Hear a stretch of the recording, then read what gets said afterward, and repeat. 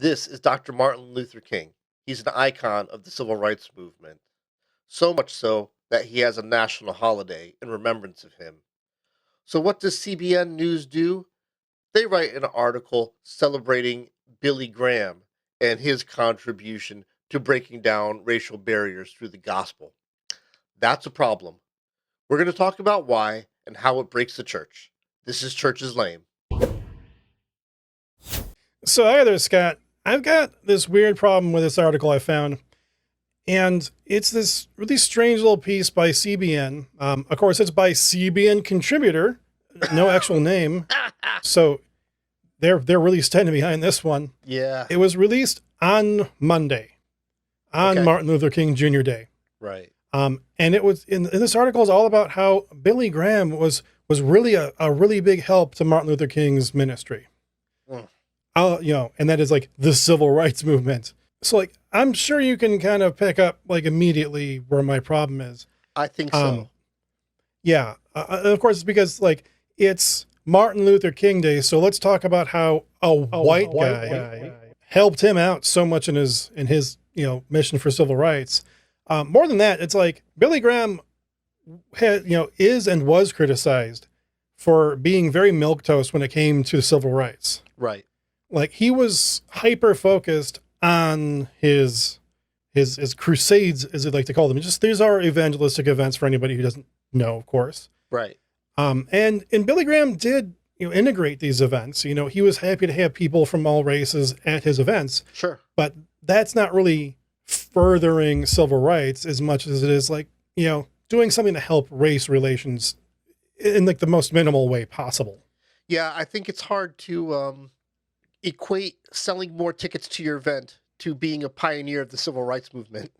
Yeah, and I think the worst, maybe egregious is a better word, is that this article ends with a quote from Dr. King saying that if that Billy Graham had given him help in his work, and that he didn't think his work at that time would have been as successful. Now, this was after Martin Luther King spoke at a crusade in 1957. Right. Now, if you look up when Martin Luther King died, you can't help but notice that he died like 10, 11 years after he made this statement. Yeah. So it really feels like this disembodied quote at the end of this article it's going to lead somebody to think that Billy Graham had some kind of actual effect on the bulk of Martin Luther King's work. Yeah, content way out of context. And that just really vexed me to see that. Yeah. I mean, do you think I'm just getting too silly about that and too nitpicky? No, absolutely not. There will always be a blindness in the American white evangelical community. They will always find a way to take credit for something like being a major force in the civil rights movement, say, without also acknowledging there would be no need for a civil rights movement if not for white evangelicals. You know what I mean? You know what I mean? Yeah, and that's kind of like, my point is like point one about like how does this break the church is that like the church in general and the evangelical church in the United States has had a long and sordid relationship with Black and indigenous people of color. Right. And like paternalism, white supremacy, all that kind of good stuff. Like it's at the top of it. Right. Like, and also like this history is not exactly in the past. Right. Exactly. So like, can you think of any obvious examples of how this is still an ongoing issue? Oh, well, sure, certainly. I mean, we look at the way that we still currently treat the people on our southern border, right? Mm-hmm. And by the way, there's a little bit more there's more. Words is hard. Words is definitely hard. There's more than a little bit of looking down our noses to the people to our northern borders. Mm-hmm. Okay? But there's still clearly race problems between Americans and our Black brothers and sisters in the country.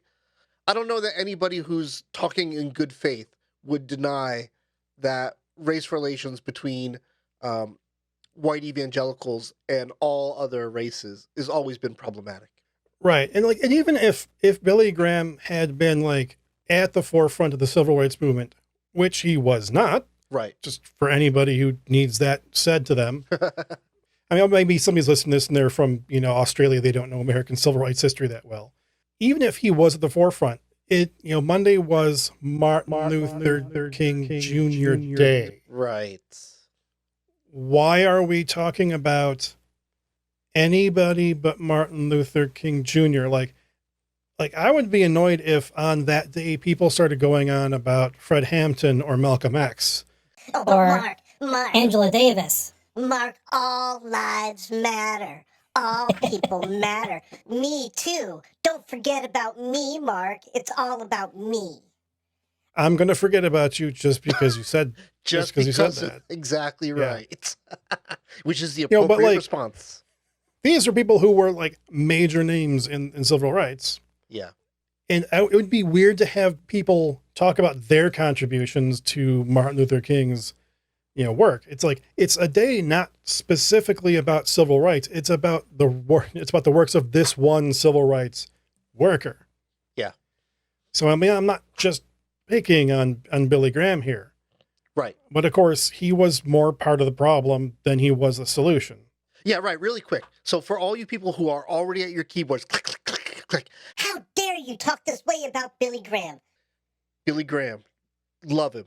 Clearly an important figure in the American church.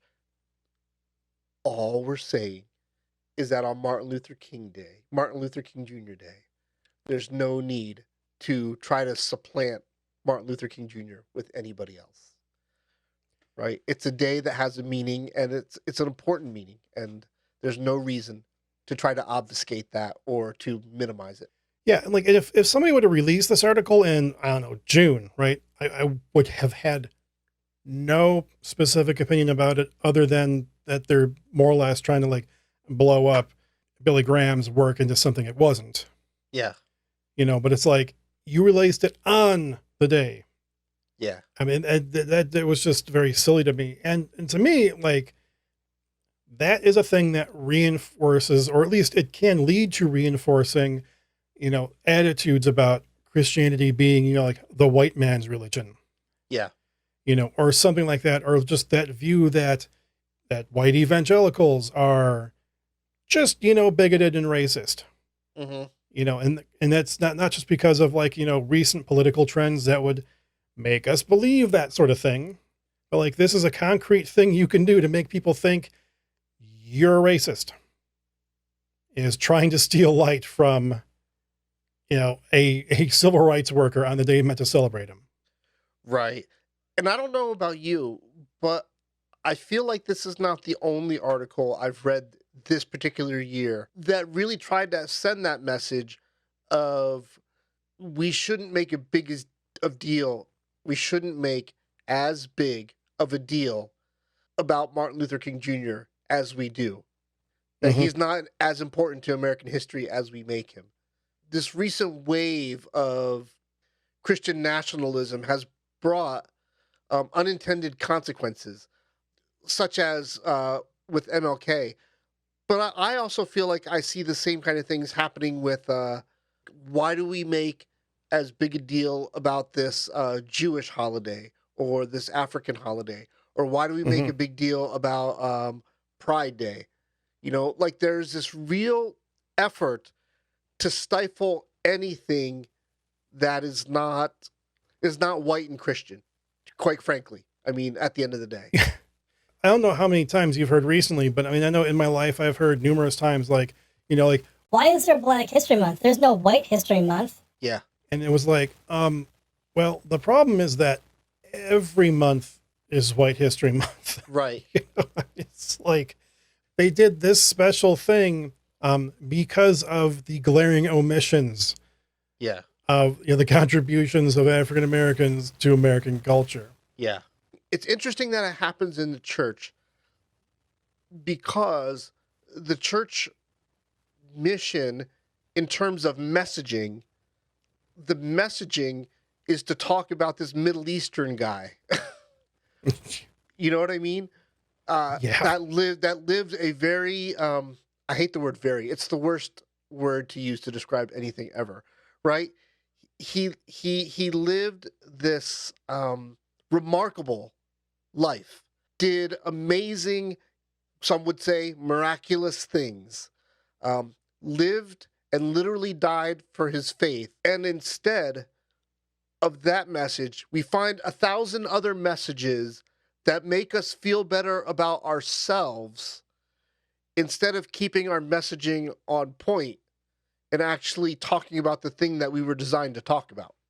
Yeah, and I mean, and to an extent, it's like it's difficult to talk about Jesus without talking about justice, and you can't talk Yeah, about justice in a biblical sense without talking about all forms of justice. exactly. Yes. Like like the Bible doesn't, make any of these delineations. In fact, like it's all clearly all wrapped up together.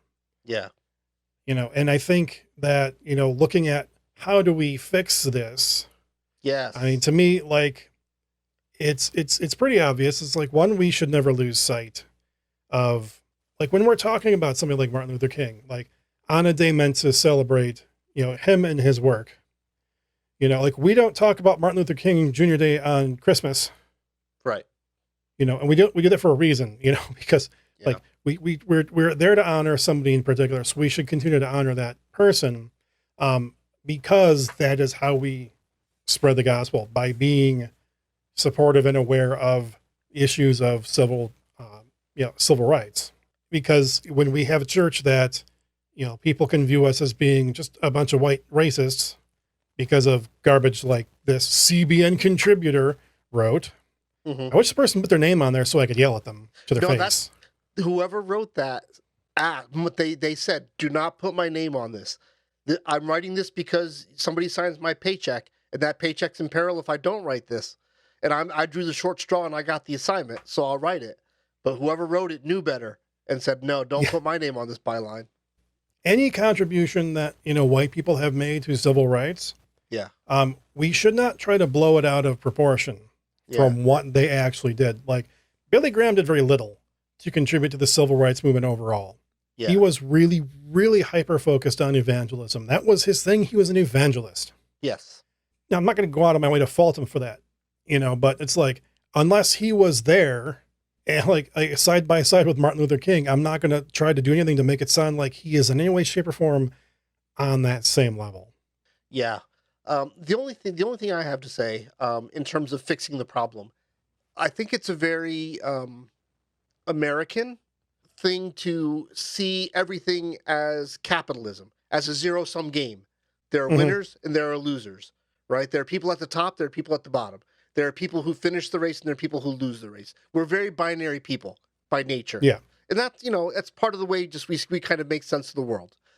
Being Jesus followers is not a zero-sum pursuit. We can. Mhm, There are mhm. there are 365 days in the week. There are plenty of days in the calendar year to honor everybody. And so Right. this thing that we do, that ministry, is more the better metaphor than competitions and winning and losing, is that the rising waters raises all boats. Everybody gets elevated when we follow Jesus. Everybody wins. Everybody finds purpose and meaning and hope in life when we chase after Jesus. Everybody. Nobody gets left behind, Except for maybe Kirk Cameron. except for But maybe Kurt. that's Man, that's good. So good. Man. Oh, I hate it when you're that on point. Oh, You opened the door, I walked through it. That is all that happened. Nothing to see here. I set it up, you spike it down. That's what I'm talking about.